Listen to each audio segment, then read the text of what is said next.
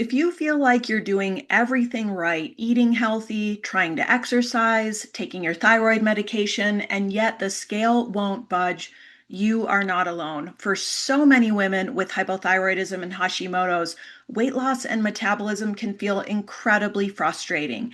And because of that, many of us have tried everything from keto to intermittent fasting to the latest supplement or pharmaceutical. Most recently, the biggest conversation about this is about GLP-1 drugs like Ozempic. And while those medications have helped a lot of people, they're also raising important questions about appetite, food noise, blood sugar, gut health, and the many factors that influence metabolism. What else can we do beyond Ozempic to maintain a healthy weight and a healthy metabolism?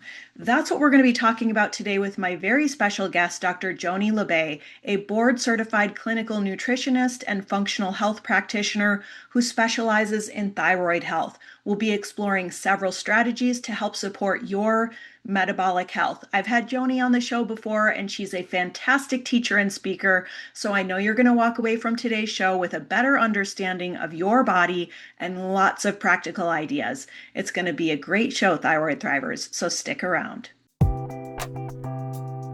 Hello, Thyroid Thrivers, and welcome back to another episode of the Thyroid-Healthy Bites podcast, with bi-weekly episodes dedicated to helping you eat well, live well, and feel well.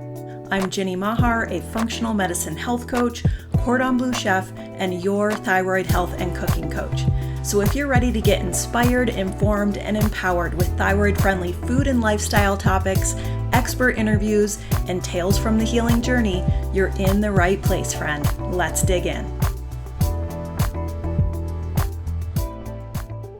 All right, welcome to the show. Weight loss is the number one frustration I hear from my community. We can be doing all the right things and just not seeing results. And unfortunately, it's true that it's typically harder for us to lose unwanted weight with hypothyroidism or Hashimoto's. You can be eating the same foods and doing the same workouts as your friend or neighbor who does not have thyroid issues and not get the same results. And this can be true even if your thyroid labs are optimized, even if your thyroid medication is optimized. And I think most frustratingly, even if your food and lifestyle choices are optimized. So if this is you, I really want you to know before we get into the show that you are not alone. So many women come to me saying, I've tried everything, and more they're saying, maybe I should do GLP-1s, but GLP-1s aren't right for everyone and they are not without risk.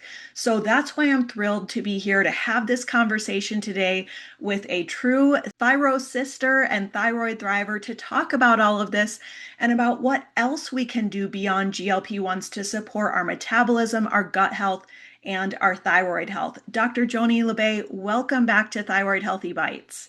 Thank you, Jenny. It's so good to be with you. It's always a pleasure to connect with you. We were just talking before I hit record about Dr. Labbe's last episode with me on gut health. I interviewed you on, it was episode 45 of Thyroid Healthy Bites. We talked about the thyroid gut connection, and we got into some gut infections like H. pylori. You had so much great information to share with us about that. So that was a super informative episode. If anyone wants to go back and watch that, I'll be sure and include that in the show notes. But for those who haven't met you yet, I'd love to tell the listeners a little bit more about you before we dive in. Dr. Joni Labbe is a board-certified clinical nutritionist, functional health practitioner, and thyroid specialist who helps women navigate Hashimoto's, hypothyroidism, hormone imbalances, metabolism challenges, gut health, and fatigue. She is the founder of Thyro Sisters, creator of the Thyroid Awakening and Freedom programs, and author of the #1 Amazon bestseller, Thyroid and Menopause Madness. Dr. Joni is also a former radio host, speaker, and educator who has also appeared on numerous television, radio, and podcast programs. Drawing from functional nutrition, advanced testing, and her own experience with Hashimoto's, Dr. Labbe helps women uncover potential root causes behind persistent symptoms and create personalized strategies to support their health and well-being. I'm so excited to have this conversation with you today because you're really in the trenches with this work. And I guess before we jump in, I'd love it if you could maybe tell the listeners a little bit about how you help women with hypothyroidism and Hashimoto's who are struggling with excess weight, with weight loss resistance, metabolic syndrome, and all the other frustrations that we face. Yes, it's such a topic of conversation, even over at the Starbucks. A lot of people are on this Ozempic, and it does at first glance, and it does for many people. Um, it's helpful and it brings a new light. And some of the strategies we're going to talk about today are going to be about even if you're on Ozempic or a GLP-1 hormone of some sort, or if you've been on it, you've had success and you're looking for a maintenance, or even so, there's no judgment one way or the other. But we're going to talk about some exciting science-based strategies that will help with weight loss that do not have any side effects whatsoever. But I got into all of this because I was on Synthroid for about 18 years before I ran blood work on myself, found out I had Hashimoto's. And I mean, my TSH, which is the number one marker that the traditional medical model determines if you're hypothyroid, it was 64.00. It's not supposed to be over 3.00, or in their model, even 5.00. So, uh, Hashimoto's antibodies were not run at that time. A few years later, I was still on Synthroid, couldn't lose weight, brain fog, sleep issues, and ran labs on myself, ran two antibodies, found out I had Hashimoto's, and that's what caused me to lean into all of this. Um, I, it's my happy place. I I love to help women predominantly to stop blaming themselves. It's not about willpower. It's this disrupted biology. That's what I like about the knowledge of GLP-1 hormones that have come to light, because what functional medicine people have been knowing for years, it's the signaling. These symptoms are giving us information. It's not that you're lazy or crazy or lack willpower. It's biology. That's such an important note to start on here that because you probably see what I see in my community as well, where these women they're not lazy. They're not Oh, not doing anything. If anything, they're doing so many things to exactly. try and address this, to try and maintain a healthy weight. There's much more like overdoing than underdoing, I find in my community. Exactly, exactly.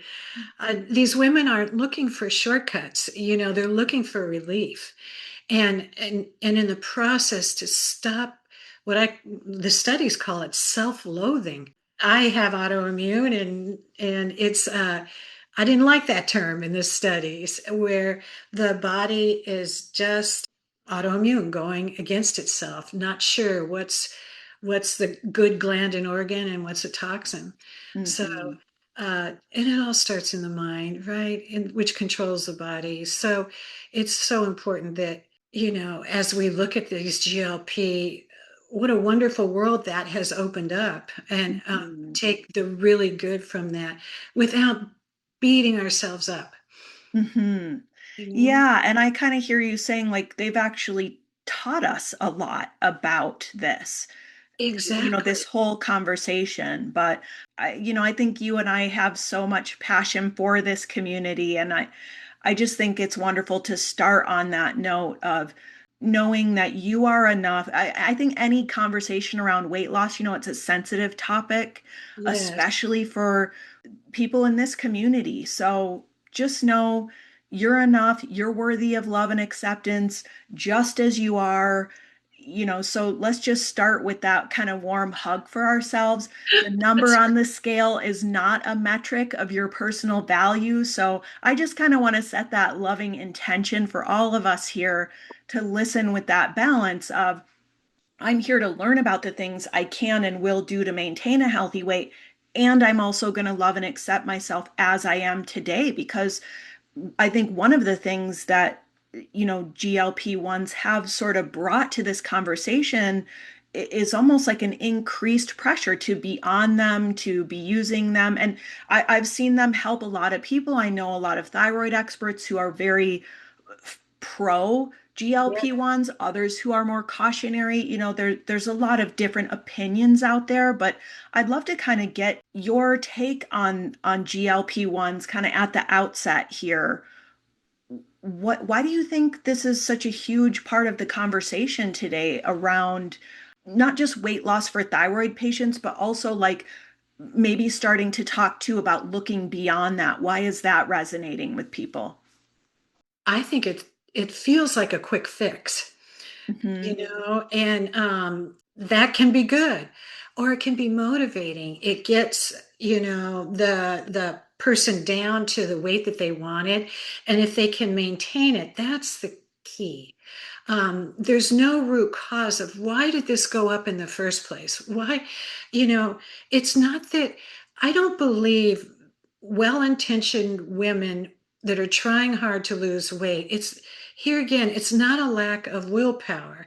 They're not hungry for food. The studies actually show that they're either inflamed, looking for that dopamine rush, which gives us energy. They're tired, they're fatigued. And unbeknownst to them, here are some of the root causes. Is there inflammation, operative word? Is there a leaky gut situation? Is there the metabolic markers, glucose, insulin, hemoglobin A1C? Initially, these GLP-1 hormones were just for people with diabetes, and now, it's all over anywhere. And my attitude is I don't fall in the camp that I'm against them. I can see where there's a really good path for that. But I feel like if we can train the body naturally, get to the root cause, and we're going to talk about some of the root causes, let's see if there can be great success, because there has been clinically and in the studies. It's exciting. And this was brought about by the Ozempic and AI in the last few years. One of them is, I call it the celebrity microbiome. It's a good bacteria called Akkermansia. And maybe you've been hearing the buzz all over the internet, but it's a good bacteria, and it lives in the mucosal lining. And I'm sure a lot of your listeners have heard about the, leaky gut. And it low levels of this are found in people with obesity or just overweight, and it causes insulin resistance. It's like, why am I eating well and I have all these metabolic issues? And time and time again in all these clinical studies, it's actually jaw-dropping. They found that people with low Akkermansia have these weight issues and heart issues, of all things. So we can now test for this in a stool sample. The gold standards through GI map. It enables us to see if you're low in Akkermansia, and we now have probiotics that will address that. So that's one way to decrease the inflammation, increase the insulin sensitivity, and have that. There's a lot of talk about food talk, that satisfaction after you eat. I'm satisfied. I'm good. Rather than I still need to eat, even though I cognitively know I just had a huge plate of food. So all this is going back to the mind. And what's happening is that what's going on in the digestive tract, all that's being transferred up to the brain through the largest nerve in our body, the vagal nerve. So we have a saying in functional medicine, we clear up the gut, and a lot of that's through food, which we're going to talk about, which is why I love your new cookbook. um, and that also calms the brain down. So it's like, wow, the anxiety, the depression, overthinking, that all calms down. And who knew that it could be low Akkermansia? Yeah, I've definitely been intrigued by the science around Akkermansia, and I'm curious, you mentioned lots of different ways to sort of impact those levels to get them to a more balanced state, or in some cases a more elevated state. As you mentioned, people with obesity tend to have lower Akkermansia. And I guess how can we support the growth or a healthy balance of that in our Yes, bodies? Can you kind of elaborate on that a bit? yes, yes. The first, and is finding out if we have food sensitivities. And that's what I love about your book, which I'm just going to roll right into this because it's so family friendly. And I just love it's 3 months. And what I like about it, it's not just taking wheat and gluten recipes and changing it into gluten, dairy, soy-free things. I love that you've uh, talked about the elimination provocation of food, the nutrients. It's so good about why. Why do we need to do this?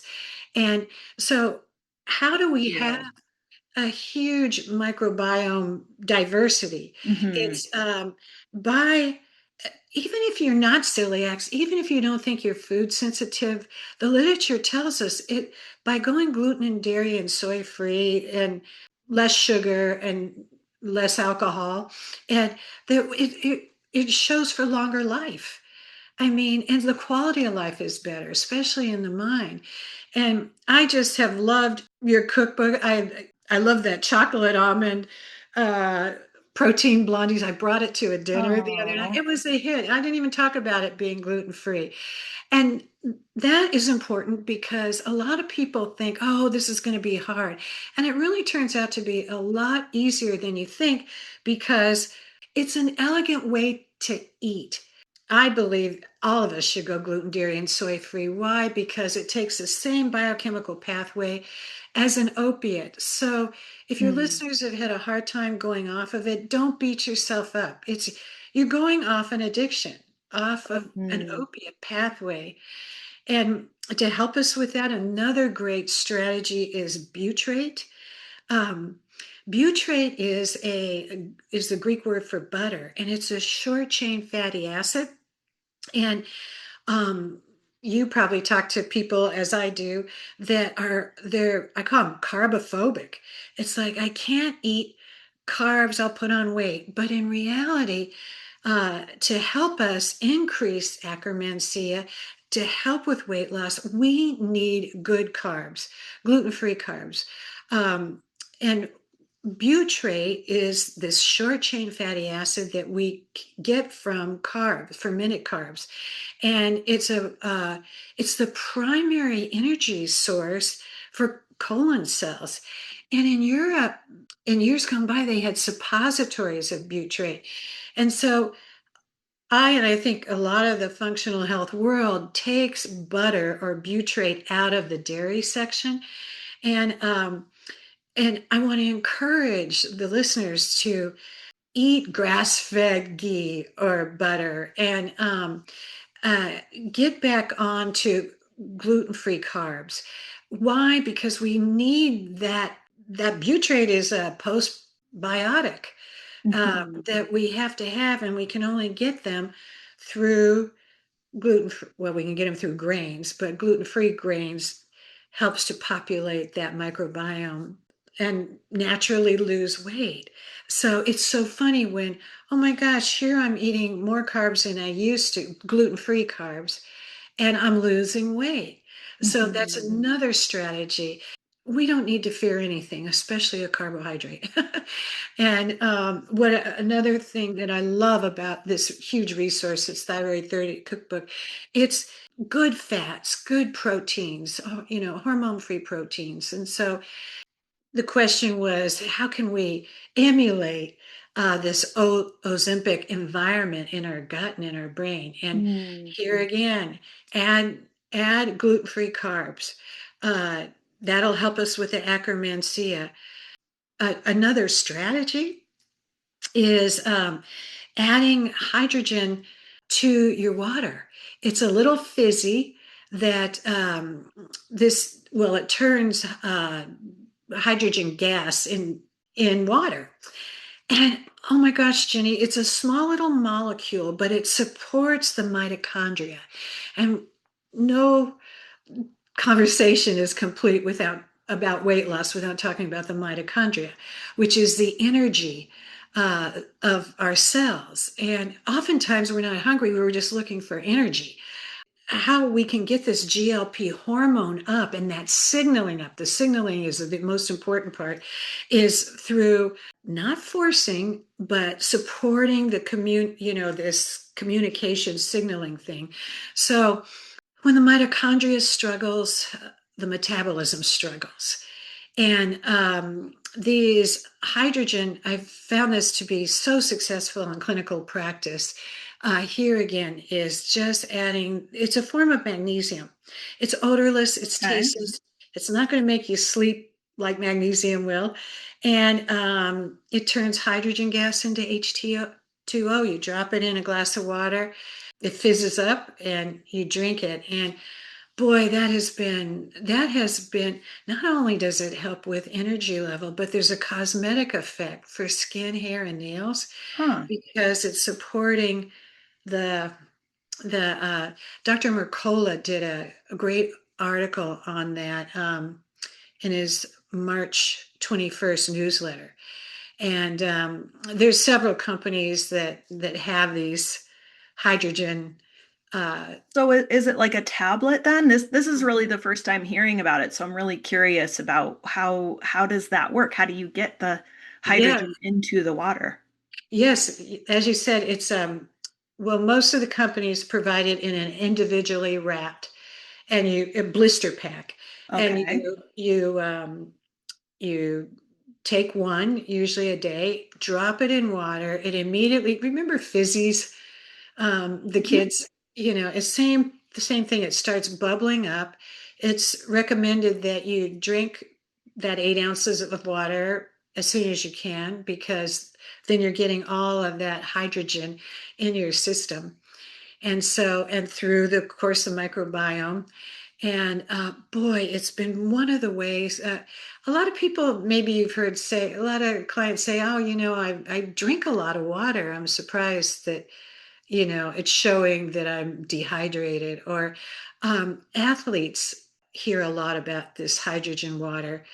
It's because it helps with recovery faster from workouts. And then the longevity community likes it because of the cosmetic effects. So of skin, hair, and nails. So it's just adding water to the brain through the whole body. Hmm. So that's been an addition to this whole concept of Ozempic and what could I do instead of Ozempic, Hmm. to help with the metabolism.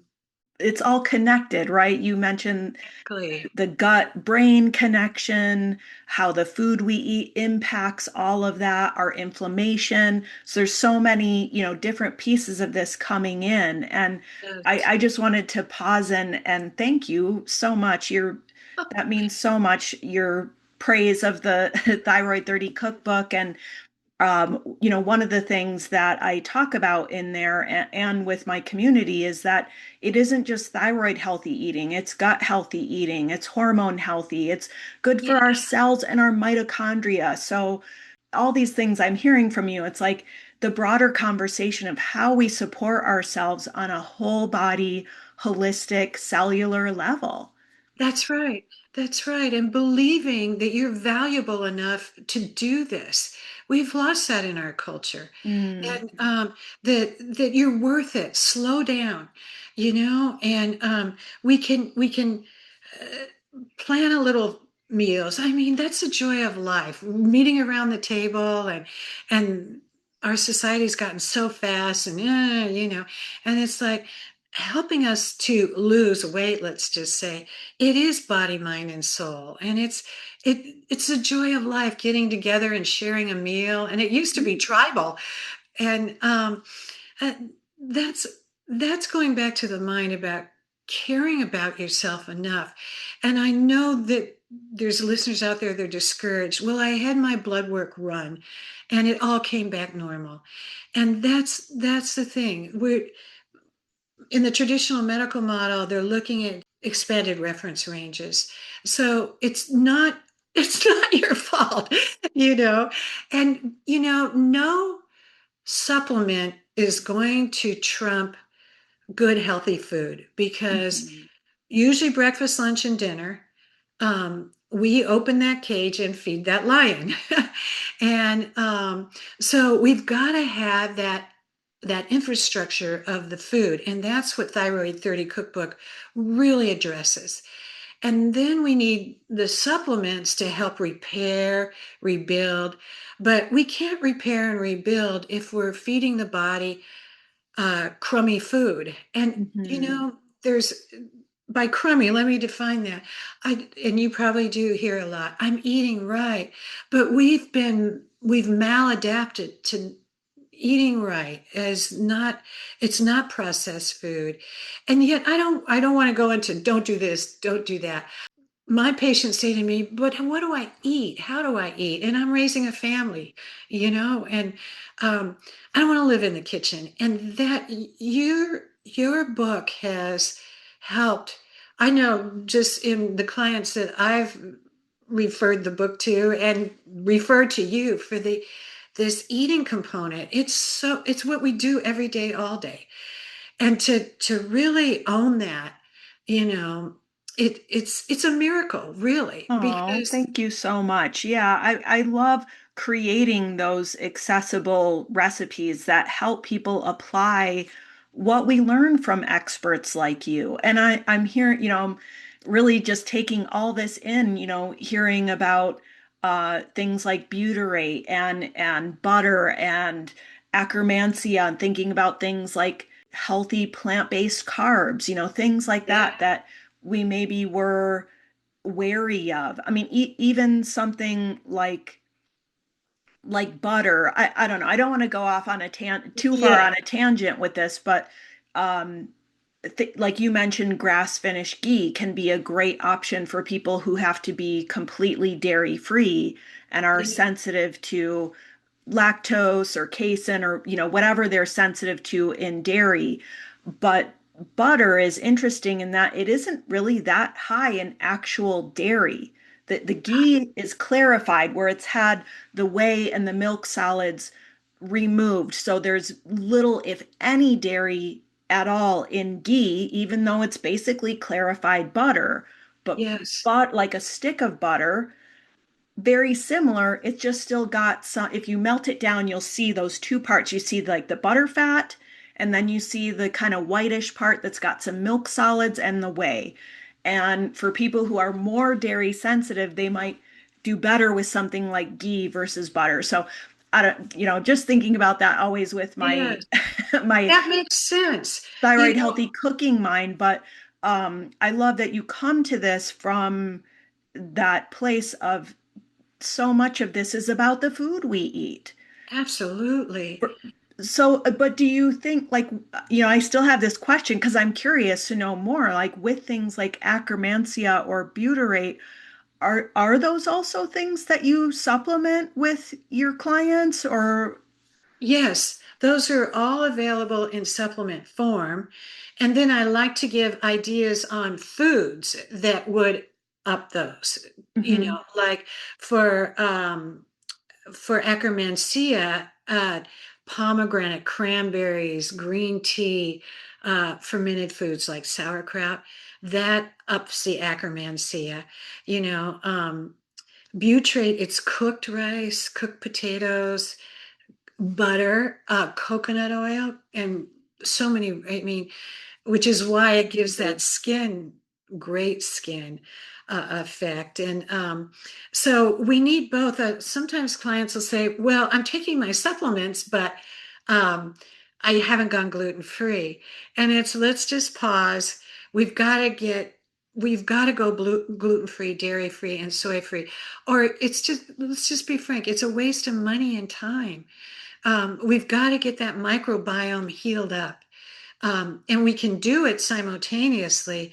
There was an interesting study that said that one crouton caused inflammation on average of 4 months before it went down. And this was a study over about 7 years. So I used to play around with what's one little crouton.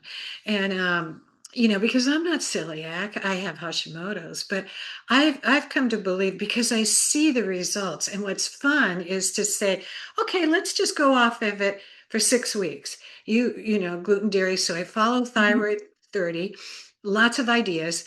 And then let's purposely have pizza that's not gluten free. And most people, they've lost so much weight, they have clarity of thought, a sense of optimism. They don't want to. But that option, those that have done that purposely, I mean, it's just we don't realize how we've maladapt slowly. And the weight spikes up, the clarity of thought goes down the drain. And it's just like one patient said to me, once I got off gluten, my marriage improved. I love my hubby more, and she did this trial where she put it back in for one day. And she said she was just the mood swings and the depression and coming to the wrong conclusions and overthinking, should I do this or that? And here we're going back to the mind, Mhm. from the food that we ingested. And, who knew? Because we see all these wonderful ads on TV for processed food. But now, like, when you don't feel good long enough, you make changes. Mhm. We're going to do whatever we can, especially as women, to get our life back. Another way, which helps the brain, is the herb saffron, which has been around since biblical times. And Mhm. in this Ozempic conversation, there's actually vendors that have supplements for saffron. One of them is called Happy Saffron, and it's saffron has been shown in the literature to decrease emotional eating and snacking, and gives that sense of I'm satiated. I feel fine, and people have probably had saffron here and there in their cultural but boy, now we can take it as a supplement. Here again, butyrate, Akkermansia, saffron, berberine. Um, it's an herb that helps with insulin resistance and decreases blood sugar levels and increases energy. Berberine helps with candida and yeast. So, and then the other big thing, which I bet you hear a lot too, okay, I'm off gluten and dairy, and yes, I've lost some weight and I'm feeling better, but I've kind of hit a plateau, and we'll go into the history a little bit more, and we find out, she's been sleeping 5 hours a night. And I just want to talk about the pineal gland, which is often not discussed. It's deep in the brain, and it's this little gland that we usually associate with melatonin. And it produces the most melatonin between 9 and midnight. And melatonin really has to be a big, I mean, not melatonin, but the pineal gland. Often Hashimoto's kids, as I call us, if we take melatonin, it can give us funny dreams. I've heard that a lot in studies. So it's not that we can take more melatonin and get more sleep, but melatonin is released from the pineal gland. When we only get 5 hours of sleep, or we're up, down all night, that's the body's way of it says this is stress, this is an emergency. I have a thing I say, you just can't out discipline a sleep deprived brain. Mm. So I that's another part of, could I lose weight if I changed, not diet, count calories, measure food, but say went on a thyroid 30 type of eating, and through lab testing, we don't want to throw darts at it, but put in some of these supplements, these science-based supplements, and get the same results without the negative side effects of Ozempic. And so I love that pineal gland. And here, just what causes the pineal gland not to work as much? Here again, to emphasize, you haven't done anything wrong. Um, they're finding out that fluoride, well, that the pineal gland will calcify. And what the main cause of that in our modern society is fluoride. So I would encourage one to, we can test for this and find out for sure. But if there's been a chronic hard time in sleeping, ditch the fluoride toothpaste, have filtered water, add hydrogen to your water, you know, and Well, that, fluoride's also a thyroid disruptor too, so there's just exactly. another reason to avoid it. Exactly. And so many thyroid people are not able to sleep well, deep and Hmm. long. Yeah. A lot of it's environmental. And that's why I love your message that we can change the quality of our life by the way we eat and the supplement. There's a few supplements one might need to be on if they have Hashimoto's for the rest of their life, which will help. But that's the premise we've got a springboard from. Hmm. Hmm. So Yeah. Oh my gosh, this is so interesting. I have some questions. okay. So, okay, so saffron, I love cooking with saffron. It smells amazing. It love to put it in like rice or I love to do cauliflower rice, put a few threads of Ooh, saffron in there. yeah. You can make a really wonderful seafood broth with saffron in it. There's lots of yummy, yummy things you can do, and it's so aromatic and colorful, kind of like turmeric, like turmeric is kind of like a cheaper substitute sometimes in recipes for saffron. But one of the things I know about saffron is it's very expensive to harvest because it has to be harvested by hand. It's part of a lily, right? It's like I forget what that's called, the pistil or the stamen. They have to Yes. pull those out. That's what those little saffron threads are. So when you buy it, it often comes in like this tiny little envelope and it's like a pinch of saffron for 15, $20, right? Or a tiny little box of saffron, for at Costco I've seen for like 30, 40 Yes. bucks or something like that. So when people are I've been hearing about saffron and the health benefits of it that you touched on. When people are supplementing with saffron, is it expensive? Not exceptionally so. Because it's Um, just because I just ask because it's an yeah. exceptionally expensive spice. It's like the most, maybe besides like vanilla beans or something like that. It's very Yes. expensive. Yeah. Yes. No, that saffron's kind of middle of the road.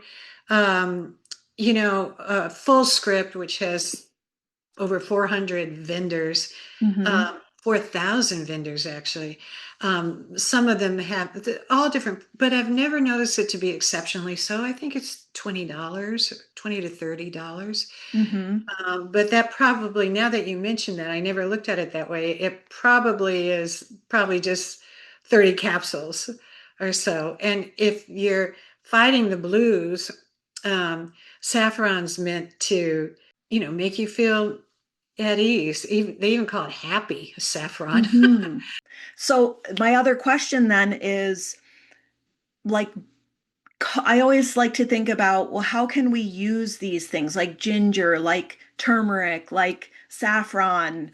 How can we use these things in our cooking, and are they beneficial in culinary amounts? So I Oh, guess that's my other absolutely. question about saffron is putting a little pinch in your cauliflower rice or whatever it is. Is that going to be beneficial? Oh, so much. Just like if the bad things will cause a deficit, just a little bit will cause a deficit.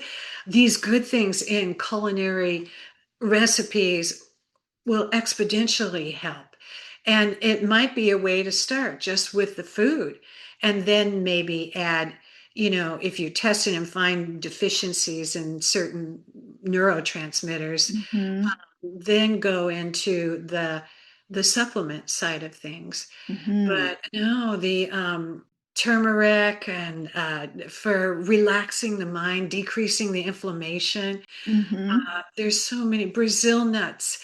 They're loaded with selenium, which is so helpful in decreasing antibodies for the Hashimoto's. And Yeah. no, our food, it's up there.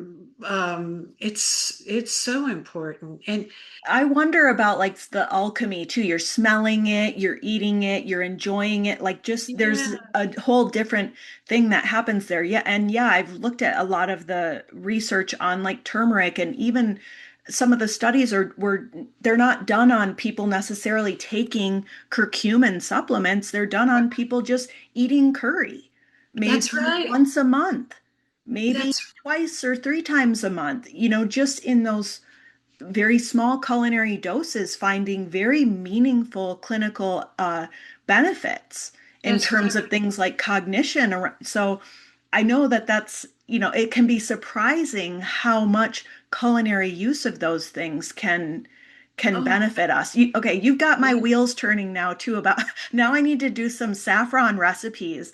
Um, so I'm Well, like, and ooh, to your point, maitake mushrooms. I forget what year it was. The Japanese women's group in the Olympics. It was in the 1990s, but they won all the gold medals for in track and field. And they on their breaks they would eat maitake mushrooms. I mean, wow. they were just having lunch. To your Yeah. point, how important the food is. Uh, we will hit that home, because we can't live on supplements. And the Yeah. supplements are going to be more effective if the food that we give our body is Hmm. helpful, you know? You touch on so many powerful things, inflammation, sleep, the super importance of sleep. But one other thing I wanted to ask you about before, because I know you have more to share, but I just wanted to No, get I one more question for we're you. good. Okay, because you talked about berberine. That's something I've personally used and have benefited from for both gut health and help with weight loss. Can you talk to us about how that works? Because I know it impacts our blood sugar. It like factors in with that. How does all of that sort of come into play with berberine, the role of blood sugar, thyroid symptoms, weight gain? Can we go into that a little bit more? Sure. Yeah, the berberine. In fact, the studies suggest that if we go on berberine, to go off of it, Hmm. give it 4 months and take time away from it. But the Right. big thing that berberine does is it decreases inflammation. And that's a big aha too. Um, it looks like one's putting on weight when really it's the inflammation that's putting things on. So through berberine, turmeric, butyrate, all of these Akkermansia, but especially berberine, it has this ability to decrease inflammation, especially in the gut and colon area. So uh, berberine will also help decrease candida. And candida talks to our brain. There's a big I shouldn't say talk, there's a big neurotransmitter signaling talking to the brain. So if we can decrease that talking, we don't feel like, oh, I just ate, but I'm still hungry. You just feel satisfied. And the GI map stool test, that tells us if we're high in yeast or candida. So we don't even have to guess. Is Hmm. that signaling going on?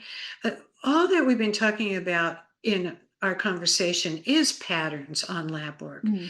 And now we can access all these functional medicine labs. We don't have to guess. They're affordable, and they're a lot of them are out of the privacy of your own home. And you know, you hit on a big point about sleep. There was it was a New York bestseller for a long time, like over 5 years in the late 90s. And it was a book called Lose Weight While You Sleep. And the bottom line on that was you're not going to lose weight if your body thinks you're in you're hyper vigilant, you're on red alert. And I think that's from a lack of sleep.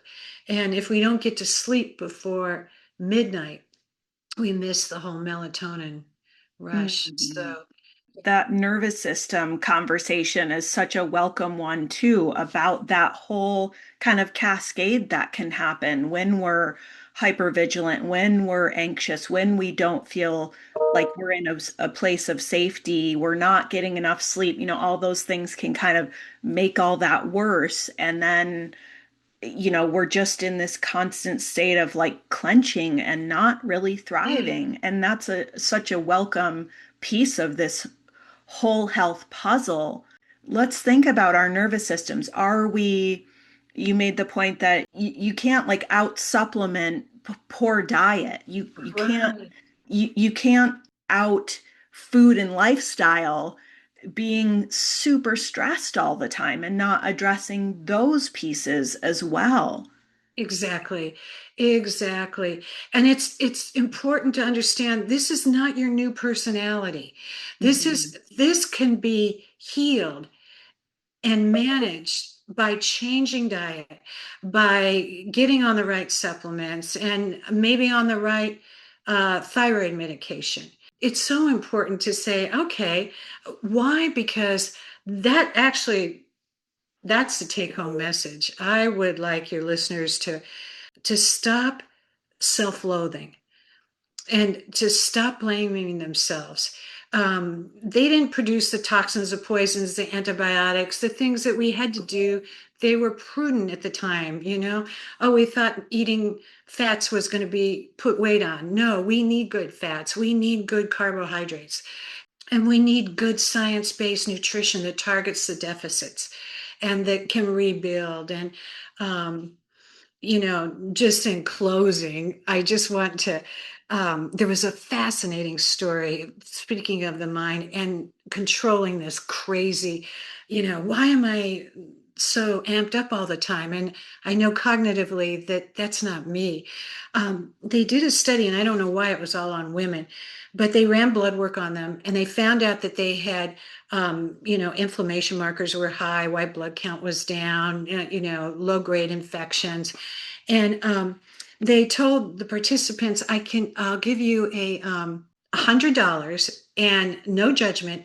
You can donate it to any nonprofit organization, or you can keep it and no problem. And so the women made their decision, and this was a 4-year program too. And then they reran the blood work. And the blood work of the people that kept the $100, it was just the same. Nothing was worse. It was just the same. But the women that donated $100 to a nonprofit, their inflammation came down. This was not over a long period of time. The minute they made the decision, they went online, they donated it, and then they reran the blood work all in one fell swoop. So that's how important making sure that our mind is not inflamed. The new scanning equipment, they can tell when we're beating ourselves up and, oh, shoulda, woulda, coulda. It carries a cytokine that crosses the blood-brain barrier. We see these inflammation markers in the Mhm. brain, which is causing one to be amped up when that's not your general demeanor. Mhm.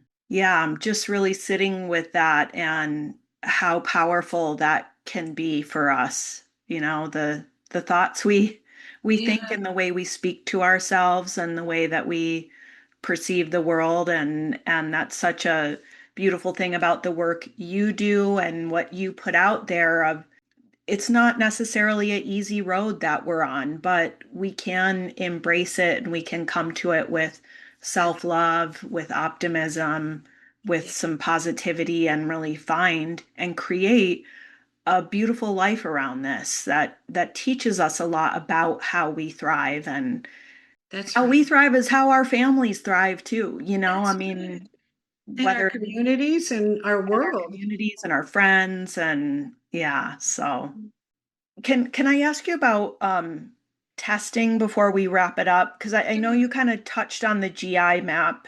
And Um, is that what you recommend for people who want to maybe take a temperature on where things are at with some of these things. Candida, you also mentioned that it covers. Um, Yes. that's sort of your go-to. Well, I have several, but on our conversation, the GI map go to, yes, would be the GI map. It's a kit, it's a stool test. It's a kit I can send you, and you supply a specimen, send it off to the lab. It takes about 3 weeks to get the results back because the lab checks the DNA of the stool to see if you come up, it'll test H. pylori predominantly. E. coli, strep, staph. I had a patient, it was a male, and he had he was contending with diarrhea for over 5 years, and he had stool tests done at the regular doctors and hospitals. But the GI map goes into so much more subtleties, and yeast and candida, and finding out that you have E. coli or H. pylori. Anyway, long story short, this man, he was full grown and 119 pounds. He was normally 165.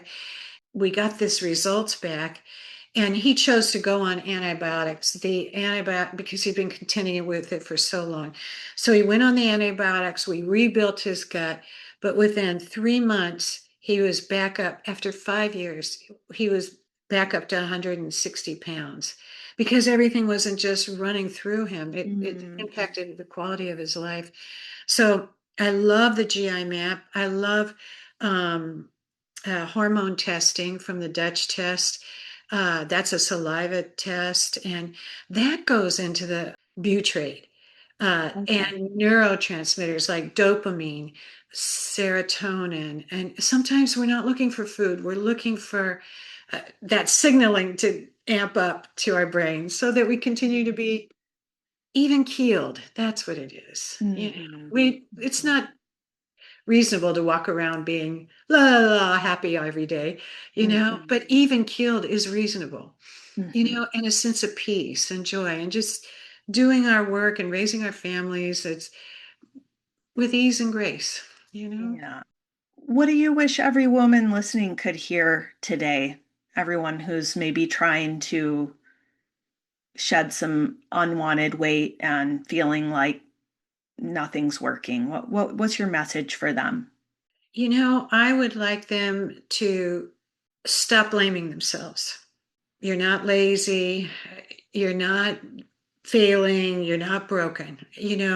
Where there's deficits, now we can find out, with the proper Mhm. tests. And it's not that you need another diet, it's that you need to learn to eat with joy and abundance. It's a very, it's a wonderful way to eat. That Mhm. the premises in your Thyroid 30 cookbook bring out so beautifully.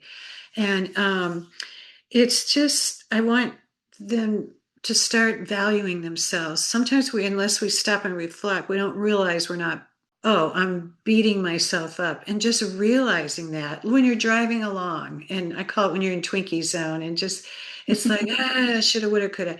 That time to just um, eat, don't diet, recognize when you're beating yourself up, maintain as much of a positive attitude as possible. And that comes from eating correctly, Mm. and decreasing the inflammation and getting back to your faith and meditating and, keeping the body moving, whatever works for you. If that's just walking the dog. I have a 93-year-old patient, and she walks her dog every night, and she has in one hand the leash, and the other one she's doing a little 2-pound weight. But she's healthy and lives on her own. And it's just knowing how important you are to you, Mhm. even if there's seasons where the family might not see that, and friends, and there's other seasons that it's just you're important to you.